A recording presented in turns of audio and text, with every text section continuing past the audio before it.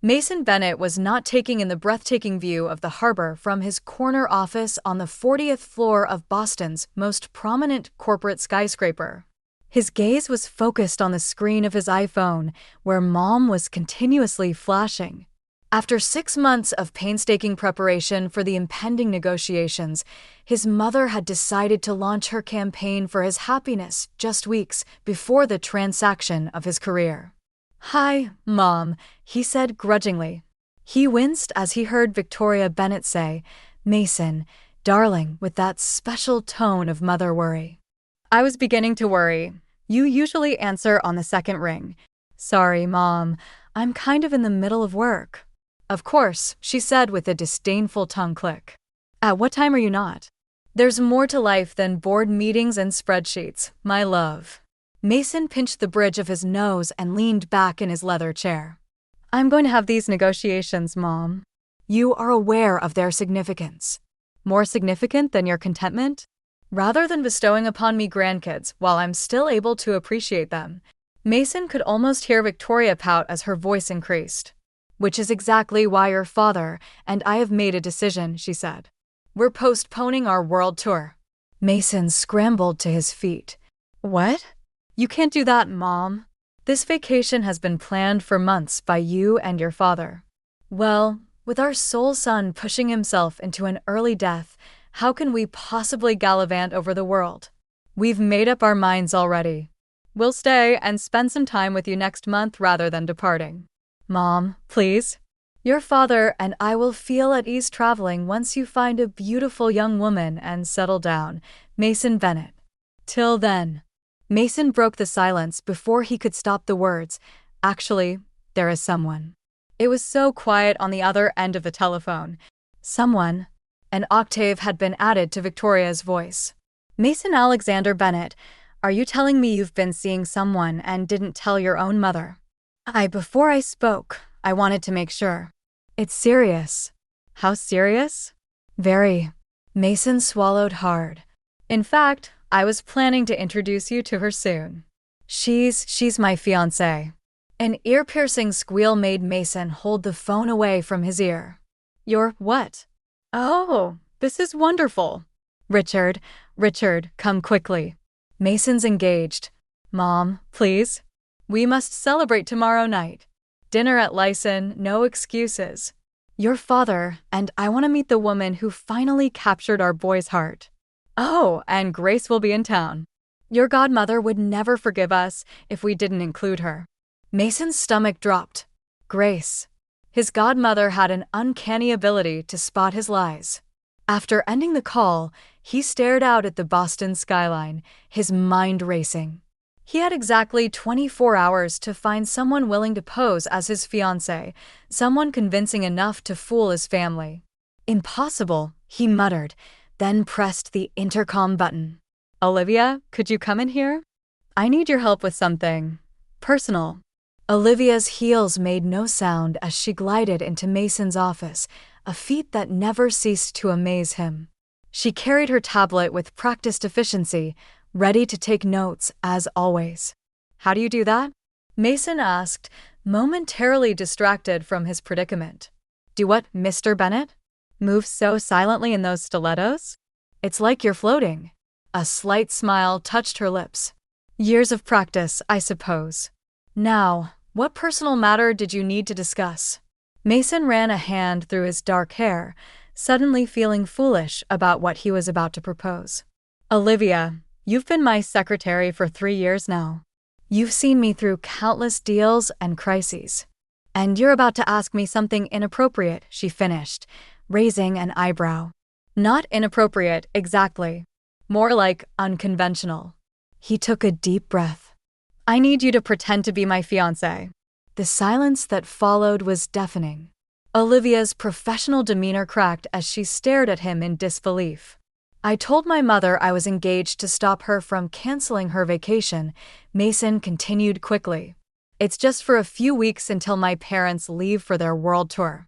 I'll compensate you generously, of course." "Mr. Bennett," Olivia's voice was carefully controlled. "I'm getting married in 3 months. I know, but to a real person who exists and whom I love." It would just be for dinner tomorrow night, Mason pressed. One evening of pretend. That's all I'm asking. Olivia's face softened. I've known your mother for 3 years, Mr. Bennet. She's been nothing but kind to me. I cannot and will not participate in deceiving her. She paused, then added gently, even if it means losing my job. Mason slumped in his chair. I would never fire you over this, Olivia.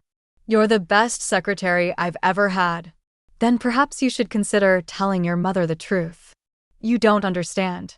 If my parents cancel their trip, they'll stay here, hovering, interfering. I'll never get this deal done. He groaned. I need someone who can convince them for a few weeks and then disappear from our lives completely. That sounds rather callous, Olivia observed. I know, Mason sighed. But what choice do I have? Olivia straightened her already perfect posture. Well, Mr. Bennet, if you're done proposing fake engagements to your employees, I have actual work to attend to.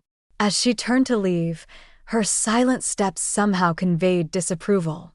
Mason called after her, Olivia, thank you for being honest with me. She paused at the door. Someone should be left alone. Mason turned to stare out the window at the Boston skyline. Somewhere in the city, he had to find someone willing and able to pull off the charade. Someone his parents would never encounter again after their vacation. The parking garage was nearly empty when Mason finally left the office. His mind wandered to the impossible task ahead of him as he pulled out of his reserve space in his Mercedes S-Class. Where could he possibly find someone suitable in less than 24 hours? Lost in thought, he almost didn't see the figure stepping out from between 2 parked cars. His foot slammed on the brake, but not quite fast enough. There was a soft thud, followed by a startled cry. Oh God, Mason muttered, throwing the car into park and jumping out. Are you all right? In the harsh fluorescent lighting of the garage, he saw her sprawled on the concrete. Despite her shabby clothes and disheveled appearance, there was something striking about her. Then she looked up, and Mason found himself staring into the most extraordinary green eyes he'd ever seen. What kind of person drives like that in a parking garage? She demanded, wincing as she examined her scraped knee. I was only going about 25, Mason stammered. Let me help you up. She waved away his offered hand and stood on her own, brushing off her worn jeans. 25 in a parking garage is still too fast. You're right. I'm sorry. I was distracted. He studied her more carefully now. Though her clothes were clearly worn and her circumstances appeared dire, she carried herself with an innate dignity. Please, let me take you to the hospital to get checked out. No hospitals, she said firmly. I'm fine. At least let me, Mason started, then stopped. An idea was forming in his mind. A crazy, impossible, perfect idea. What's your name? She hesitated before answering. Sophia. Sophia, he repeated. Would you like to get some dinner? There's a cafe around the corner. I'd like to make up for nearly running you over and, well, I have a business proposition that might interest you. She narrowed those remarkable eyes. I'm not that kind of girl. No, nothing like that, Mason said quickly. This is completely legitimate. Just dinner and conversation. You can leave any time you want. Sophia studied him for a long moment. Mason knew what she saw. Expensive suit, designer watch, luxury car, everything screaming privilege and wealth. He expected her to refuse. Fine, she said finally, but we sit by the window where people can see us, and you keep your hands where I can see them. Agreed. Mason gestured toward the garage exit. The cafe is just 2 blocks away. As they walked in silence, Mason couldn't help stealing glances at his companion. Beneath the dirt and worn clothes, there was an ethereal beauty about her. With the right clothes, proper grooming, his mother would be impressed despite herself. Now, he just had to convince this mysterious woman to go along with his scheme and hope she wouldn't think he was completely insane when he proposed it. The cafe was quiet at this hour, just a few patrons scattered among the tables. Mason chose a window seat, as promised, and ordered coffee for both of them. Sophia sat stiffly, her posture defensive, but somehow still graceful. "So," she said after the waitress left, "what's this business proposition?" Mason took a deep breath. "Before I explain, I'd like to know more about you." "Why?" "Either tell me what you want, or I'm leaving." "Fair enough." Mason leaned forward. "I need someone to pretend to be my fiancé for a few weeks. I'll pay well and help you get proper documentation." Sophia's green eyes widened slightly at the mention of documentation, but she quickly masked her reaction. "What makes you think I need documentation?" "Just a guess." "Am I wrong?" She was quiet for a moment, stirring her coffee. "No," she finally admitted, "you're not wrong." "But why would someone like you need a fake fiancé?" Mason explained about his parents, the canceled vacation, the upcoming business deal. As he spoke, he watched Sophia's face carefully. She showed no judgment, just careful consideration. "Before I even consider this," she said slowly, "you should know what you're getting into." She took a sip of coffee, gathering her thoughts. "I have no past. Not officially. I don't remember anything before I was 5, except—" She stopped, her hands tightening around the coffee cup. "Except what?" "Being beaten."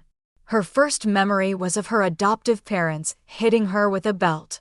Her voice was matter-of-fact, but Mason could see the pain in her eyes. "They weren't my real parents. I was stolen. I think we moved around constantly, like gypsies. When I was 14, they tried to marry me off to an old man with gold teeth. I ran away that night." Mason sat back, stunned. "Have you ever gone to the police?" Sophia laughed bitterly. "With what proof?" "No birth certificate, no ID, nothing. Besides, it would take money I don't have." "I could help with that," Mason said quietly. "Even if you don't agree to help me, I have connections. I could help you get proper documentation." She studied him suspiciously. "Why would you do that?" "Because no one should have to live without an identity." He paused. "But if you did agree to help me, I could offer more than just documentation, a fresh start, education, whatever you need." Sophia was quiet for a long time, staring out the window at the darkening street. Finally, she turned back to him. "Your parents, they're good people?" "The best," Mason said without hesitation.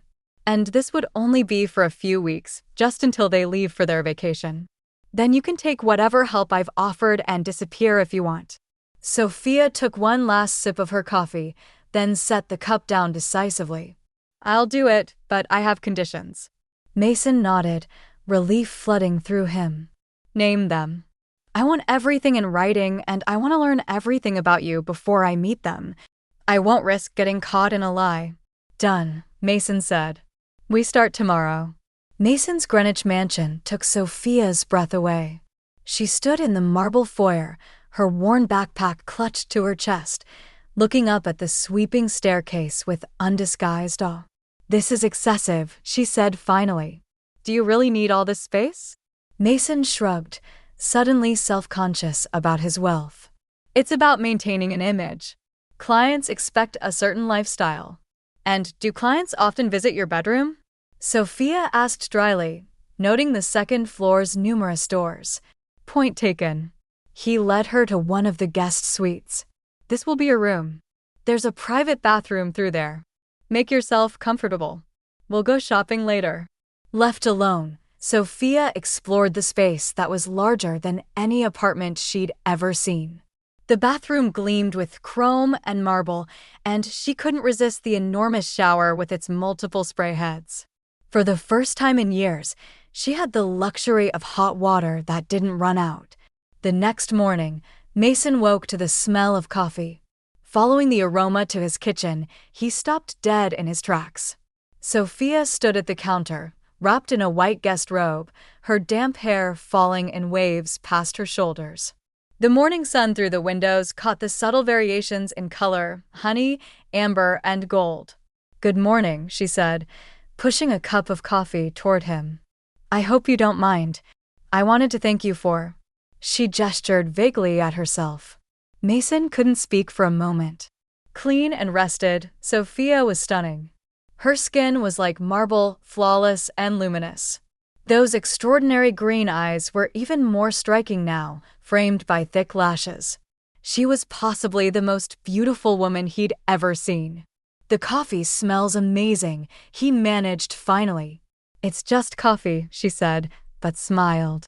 "So, what's the plan for today?" Mason checked his watch. "I have some meetings this morning that I can't reschedule, but this afternoon we're going shopping. You'll need appropriate clothes to convince my family you're the woman who captured my heart." "About that," Sophia said carefully, "shouldn't we discuss my background story? What we tell them about how we met? We'll work on that. But first." Mason hesitated. "Would you be opposed to visiting a salon for your hair, nails, the works?" To his surprise, Sophia laughed. "Opposed?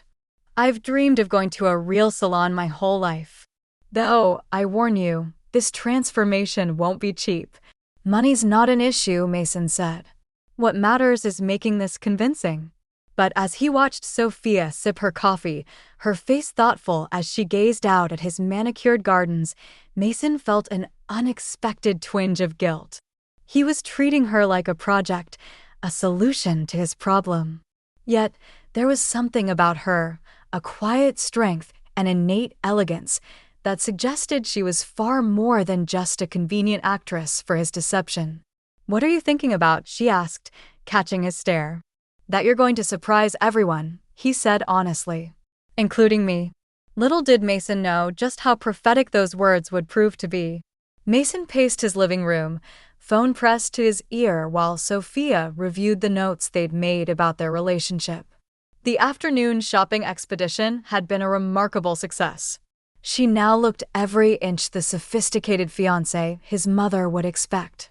"Yes, Mom. Dinner tomorrow will be perfect," he said, trying to keep his voice steady. "I can't wait for you to meet."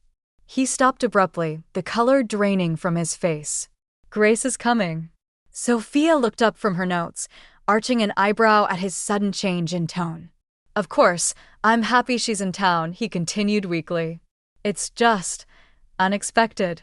He ended the call and sank into an armchair, looking shell-shocked. "Your mother dropped a bomb," Sophia said, setting aside her notebook. "My godmother will be at dinner," Mason rubbed his temples. "This complicates things." "Why?"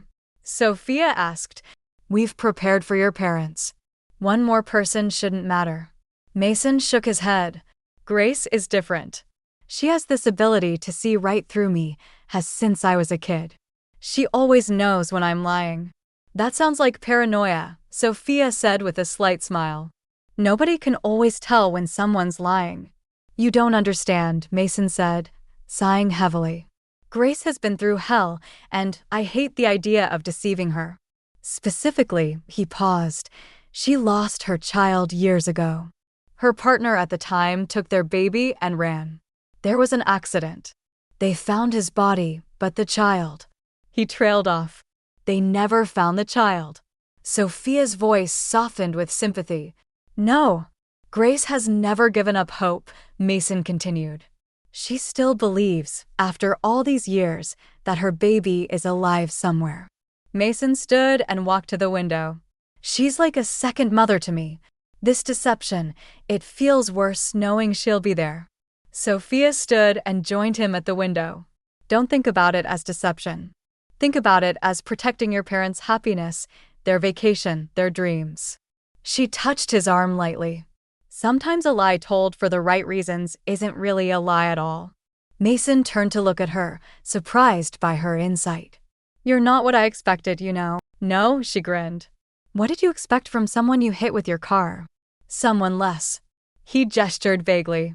"Put together. Less confident." "Life on the streets teaches you to adapt," she said simply. "Don't worry about tomorrow. I won't let you down." As Mason watched her return to studying their cover story, he wondered how someone with so little could possess such natural grace and assurance. Everything about her was a contradiction. A homeless woman with the poise of a queen, a girl with no past who seemed to understand human nature so well. What he didn't know was that tomorrow's dinner would unravel mysteries even Sophia herself didn't know existed. The restaurant's valet took Mason's keys as he helped Sophia from the car. She wore a midnight blue designer dress that made her green eyes seem to glow in the evening light. Over the past day, she had transformed from a street-worn stranger into someone who turned heads, including Mason's. "We're early," he said, checking his watch. "I wanted us to have a moment before they arrive." They stood in the warm summer evening, the restaurant's elegant facade behind them. Mason found himself staring at Sophia, struggling to reconcile the polished woman before him with the girl he'd nearly hit with his car just days ago. "You're doing that again," Sophia said softly. "Doing what?" "Looking at me like you're seeing a ghost." She smoothed her dress nervously. "Is something wrong?" Mason shook his head. "No, it's just, I've been thinking. After this is over, I want to help you build a real life, education, career, whatever you want." "Why would you do that?" "Because you deserve better than going back to the streets. You're too." He gestured at her helplessly. "You're too extraordinary for that." Something flickered in Sophia's eyes, but before she could respond, a voice called out from behind them. "Mason, darling." They turned to see Victoria Bennett approaching, elegant in a cream suit, pulling her husband Richard along. Mason's father looked amused at his wife's enthusiasm. "Mom, Dad," Mason started, but Victoria had eyes only for Sophia. "And this must be." Victoria stopped abruptly, her face going pale as she stared at Sophia. Her hand flew to her mouth. "Oh my God. Victoria." A new voice joined them. "What's wrong?" Grace appeared beside them, and the world seemed to stop. She stared at Sophia, her own green eyes identical to the younger woman's, growing wide with shock. The color drained from her face. "Sarah," she whispered, using a name Sophia had never heard. Mason looked between them, realization dawning on his face, but Sophia, confused by the strange reactions, simply held out her hand politely. "I'm Sophia," she said. "It's lovely to meet you all." Grace didn't take her hand. Instead, tears began rolling down her cheeks as she stepped closer, her eyes fixed on Sophia's face. "Your shoulder," Grace said, her voice trembling. "Please, do you have a birthmark?" "A crescent moon." Now it was Sophia's turn to pale. Her hand unconsciously moved to her left shoulder, where beneath the expensive fabric lay the marking she'd had all her life. The world tilted on its axis as understanding crashed over them all like a wave. The maitre d' quickly ushered them to a private dining room, away from curious eyes. Sophia sat rigidly in her chair, her fingers wrapped around a water glass, while Grace couldn't stop staring at her. "I don't understand," Sophia said finally. "How can you be so sure?" Grace's hands trembled as she reached into her purse and withdrew an old photograph. "This was taken the day before you disappeared. You were only 4. She slid the photo across the table. Sophia stared at the image, a little girl with striking green eyes and a crescent moon birthmark clearly visible on her shoulder, the same mark she'd seen in the mirror her entire life. "Your father." Grace's voice caught. "He took you when I filed for divorce. There was an accident. His car went off the road. They found him, but you." She pressed her hand to her mouth, suppressing a sob. "They said you must have been thrown from the car." "The gypsies," Sophia whispered. "They were traveling behind us. They found me." Her earliest memory suddenly made horrible sense. The beating hadn't been her first memory at all. It had simply been the first after the trauma of the accident. Victoria reached across the table and squeezed Grace's hand. "I knew the moment I saw her. Those eyes, they're exactly like yours. All these years." Grace breathed. "I never stopped looking. I never stopped hoping." Mason watched the scene unfold, his original deception forgotten in the face of this miracle. His fake engagement had somehow led to reuniting a mother and daughter who had been separated for 20 years. "I don't even know what to call you," Sophia said, tears streaming down her face. I've been Sophia for so long. Your name was Sarah, Grace said softly. Sarah Grace Bennett. But you can be whoever you want to be now. Richard cleared his throat. I believe this calls for champagne, and perhaps we should order.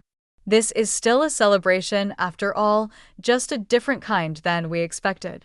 As the evening progressed, the initial shock gave way to careful questions, tentative answers, and eventually even laughter. Grace and Sophia began the delicate process of getting to know each other, 2 decades of separation slowly starting to bridge. Later that night, as Mason drove Sophia, or Sarah, home, she was quiet, lost in thought. Are you okay? He asked softly. I keep thinking about what you said earlier, about helping me build a life. She turned to look at him. I never thought I'd have a chance at a real family again. Life has a funny way of working out, Mason said. Though I should probably confess something to my mother about our engagement. Sophia laughed, the sound full of joy and possibility. Maybe wait a few months on that one. 6 months later, they didn't have to pretend anymore. Mason and Sophia were married in a small ceremony, with Grace beaming proudly as she walked her daughter down the aisle. What had begun as a scheme to appease his parents had become something far more precious, a chance for 2 lost souls to find not only each other, but also the truth that had been waiting to be discovered all along.